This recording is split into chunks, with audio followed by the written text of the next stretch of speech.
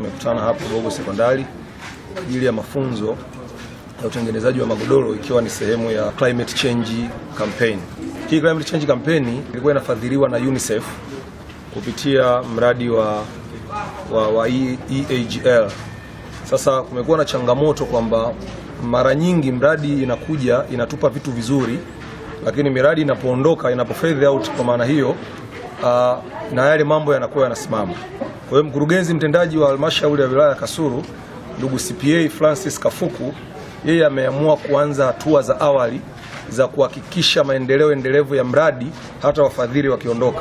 Kwa hiyo ametenga bajeti ya shilingi milioni 3, ametumia rasilimali zile ambazo UNICEF walizitumia katika kuwezesha mafunzo haya, amenunua. Lakini kizuri zaidi, tunaye TOT ambaye amepata mafunzo na National Facilitator, mwalimu wa shule ya sekondari Nyamidaho, ndugu Geoffrey Kohoye, ambaye yeye sasa amekutana na wenzake kutoka shule 32, anakwenda kuwawezesha juu ya utengenezaji wa magodoro kwa kutumia mifuko ya plastiki.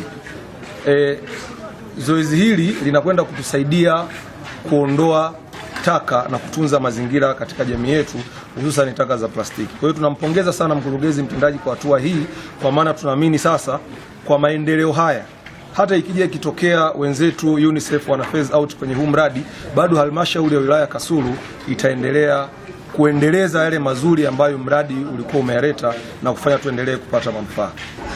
Leo hii tuko hapa maeneo haya ya Gogo Sekondari kwa ajili ya kuendelea kuwezesha walimu katika mafunzo ya utengenezaji wa magodoro, ikiwa ni mwendelezo wa maarifa ambayo tuliyapata tukiwa ni walimu wachache, lakini mimi baada ya kuwa nimepokea mafunzo yale niliendelea kutekeleza sehemu hii, kwa maana ya kuendelea kutengeneza magodoro nikishirikiana pamoja na wanafunzi wangu.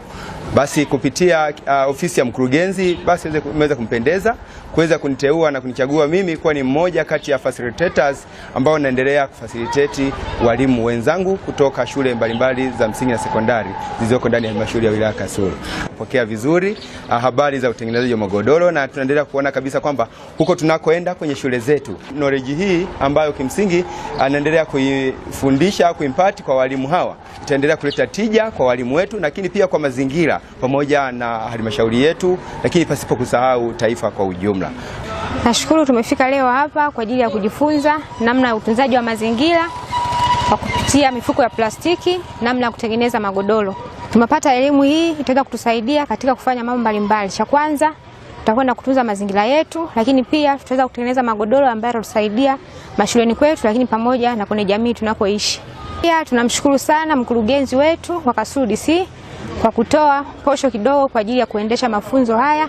Tunashukuru sana kwa sababu mafunzo haya yamekuwa tija na tutakwenda kuyatendea kazi, kwa sababu tumejifunza, tumeelewa na tumejua namna ya kutunza mazingira yetu kulingana na hali ya hewa na mabadiliko ya hali ya hewa.